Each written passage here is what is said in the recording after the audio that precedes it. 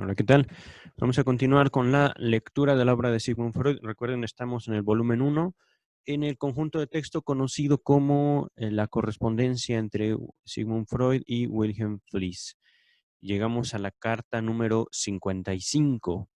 Esta empieza con una nota de James Strachey que dice: esta carta es fechada, o tiene fecha en Viena, el 11 de enero de 1897.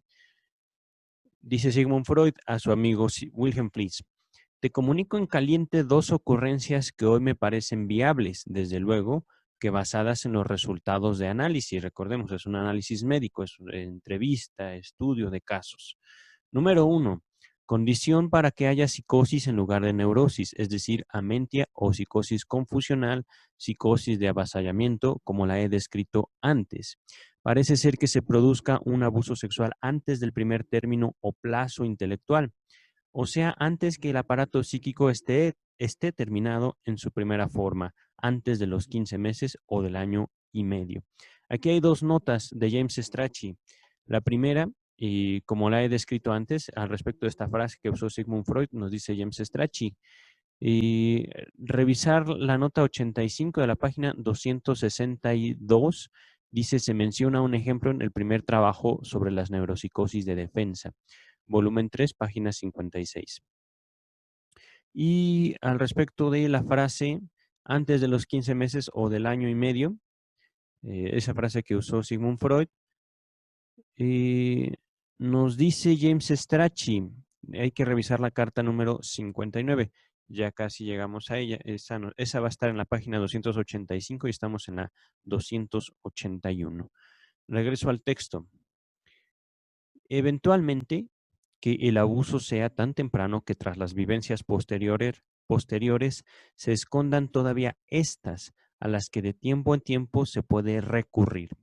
Opino que a este mismo periodo corresponde la epilepsia, puntos suspensivos. Aquí al respecto de los puntos suspensivos, recordemos que estas son cartas que Sigmund Freud le envía a su amigo. No son cartas que Sigmund Freud las escribió con el objetivo de que se publicaran. De hecho, recordando la introducción de James Strachey, la publicación de estas cartas corrió a cargo de Marie Bonaparte, la princesa Marie Bonaparte, una discípula de Sigmund Freud, que fueron publicadas todavía cuando Sigmund Freud vivía, y Sigmund Freud no estaba de acuerdo con que se publicaran estas correspondencias íntimas, esta comunicación muy personal entre dos amigos médicos. Sin embargo, Marie Bonaparte y a su vez James Strachey reconocen el valor histórico de estas cartas, ¿vale? Es decir, en este caso, Sigmund Freud simplemente está diciéndole a su amigo: se me ocurrieron estas cosas con respecto a lo que yo he visto. Vamos a ver después qué fue lo que ocurrió con todas estas observaciones y registros. Continuaré con la lectura, dice Sigmund Freud. Al tic convulsivo que antes situé en este lugar, tengo que darle otro tratamiento. He aquí cómo llegué a esto. Uno de mis varones histéricos, puntos suspensivos, ha puesto a la mayor de sus hermanas en una psicosis histérica que desembocó en una confusión completa.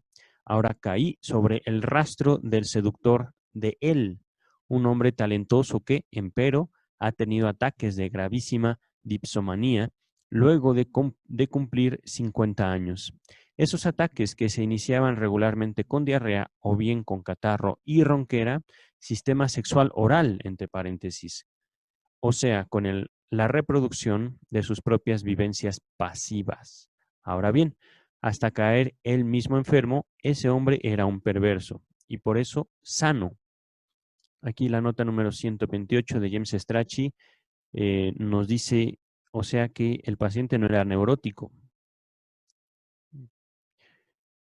Aquí realmente a qué se refiere Sigmund Freud con perverso, no sé si con eso se refiere a que el paciente ejercía su vida sexual, o si esa vida sexual tenía, digamos, manifestaciones peculiares, ¿vale? No sé a qué se refiere Sigmund Freud con el uso de esa palabra aquí en este texto en particular.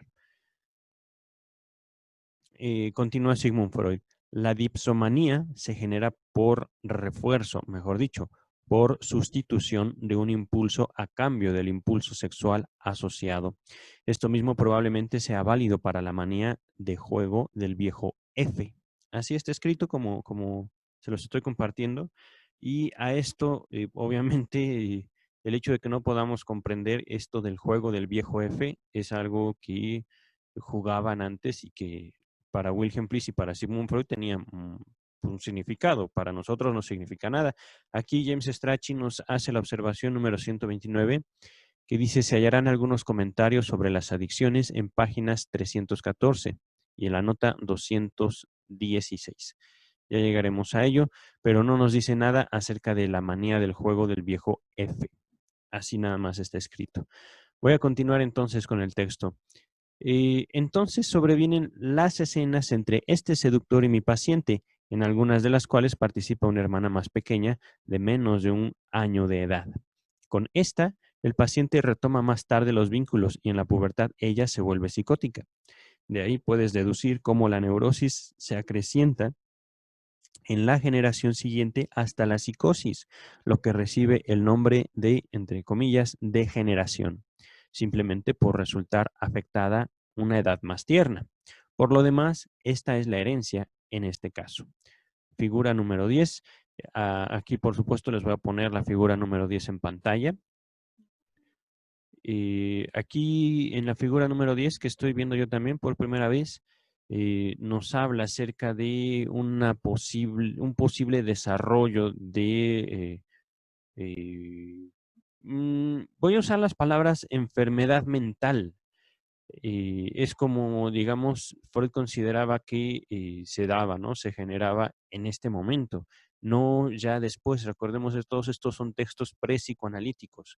Entonces, esto Freud lo está viendo por primera vez, investido todavía como un neurólogo, como un médico que se presentaba en aquellos tiempos ofreciendo terapia hipnótica. Ajá. Ya la hipnosis no tardará mucho en ser abandonada como método de tratamiento y de investigación por Sigmund Freud.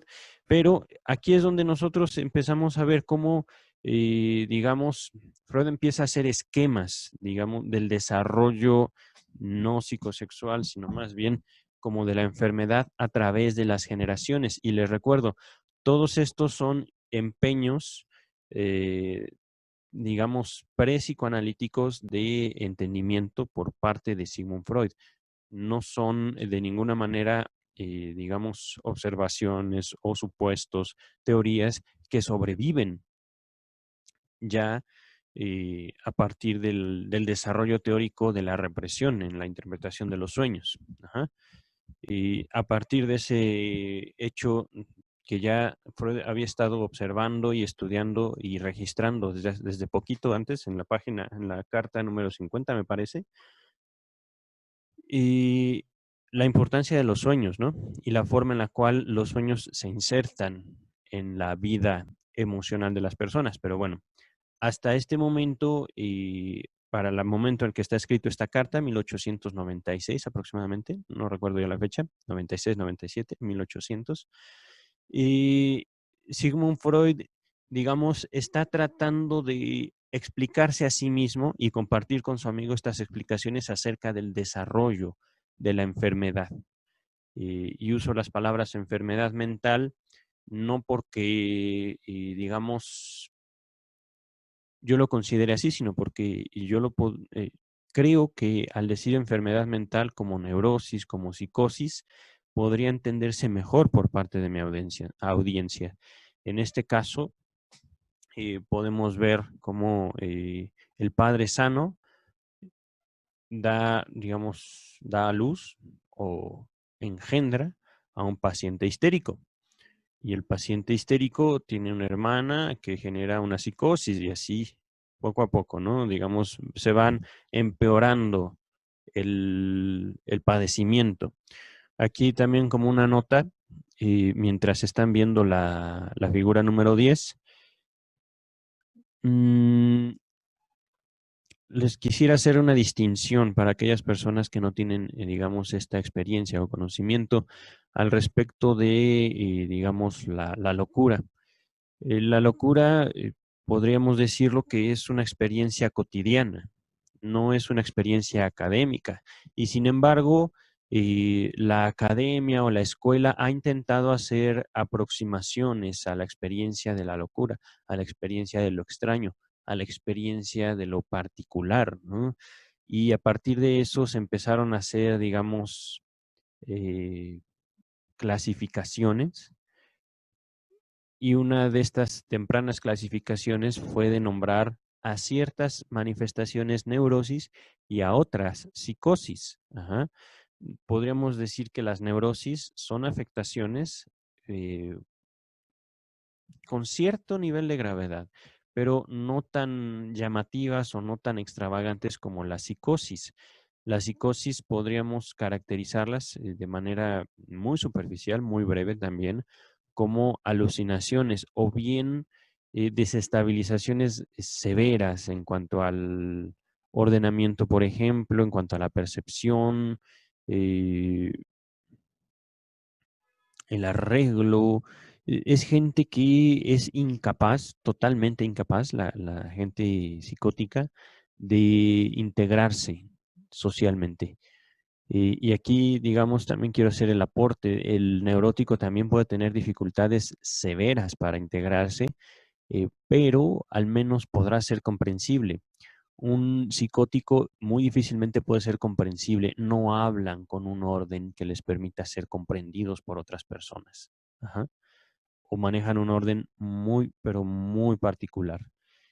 Aquí quisiera yo hacer también la distinción. Estoy tratando como de aproximarme a la locura desde lo académico, pero es a mi criterio muy personal, que debería ser, digamos, de una forma opuesta. No es la academia que debe traducir los fenómenos sociales, sino esto debe de hacerse a partir de la cultura. Creo yo que, y esto es también una opinión muy personal, se puede aprender mucho más de psicología a partir de novelas que de estudios científicos. Yo les recomendaría, por ejemplo, antes que ponerse a leer sobre estadística y aprender, esperar a aprender algo sobre la mente humana en base a la estadística, leer, por ejemplo, Ana Karenina de León Tolstoy, ¿no? Mujercitas, Orgullo y Prejuicio. Son, me acordé de una maestra, pero bueno, son estos las fuentes en las cuales podemos ver en vivo el alma humana. Y qué mejor también justamente a partir de nuestra experiencia cotidiana. Pues bueno, ya les he dado como que un contexto a esta figura número 10, también un contexto un poco más general o al respecto de este video. Estoy hablándoles de hoy que lo grabo, es 8 de octubre del 2020. Y por supuesto que he acumulado a lo largo de mi vida un poco de experiencia y de conocimiento al respecto, ¿no? Pero voy a continuar con la lectura para no desviarnos mucho del caso. Dice Sigmund Freud, espero seguir contándote muchas cosas importantes todavía sobre este caso, que esclarece tres formas de contraer la enfermedad. Punto número 2. El punto número 1 empezaba con condición para que haya psicosis en lugar de neurosis. Ahorita el punto número 2 dice, por las perversiones por regla general desembocan en zoofilia y tienen carácter animal. No se explican por un funcionar de zonas erógenas después resignadas, sino por el efecto de unas sensaciones erógenas que después pierden este poder. A raíz de esto, uno recuerda que en el animal el sentido rector, también para la sexualidad, es el olfato, que es depuesto en el ser humano. Mientras gobierna el olfato o el gusto, los cabellos, la caca y toda la superficie del cuerpo y hasta la sangre producen el efecto de excitar sexualmente. El acrecentamiento del olfato en la histeria sin duda está conectado con ello. Que estos grupos de sensación tengan mucho que ver con la estratificación psicológica es algo que surge de la distinción, perdón, de la distribución en el sueño y sin duda guarda relación directa con el mecanismo de las anestesias histéricas. Voy a repetirlo otra vez. Que estos grupos de sensación tengan mucho que ver con la estratificación psicológica es algo que surge de la distribución en el sueño y sin duda guarda relación directa con el mecanismo de las anestesias histéricas. Nota 130 de James Strachey que nos dice, estas ideas son ampliadas en la carta 75, donde se hallarán referencias a otros exámenes posteriores de Freud acerca de este tema. Aquí termina la carta 55. Como podrán ver, es un texto corto, tiene una figura, un cuadro, pero en general es un texto muy corto. Vamos a terminar este texto por hoy para acercarnos más al proyecto de psicología. Cuídense.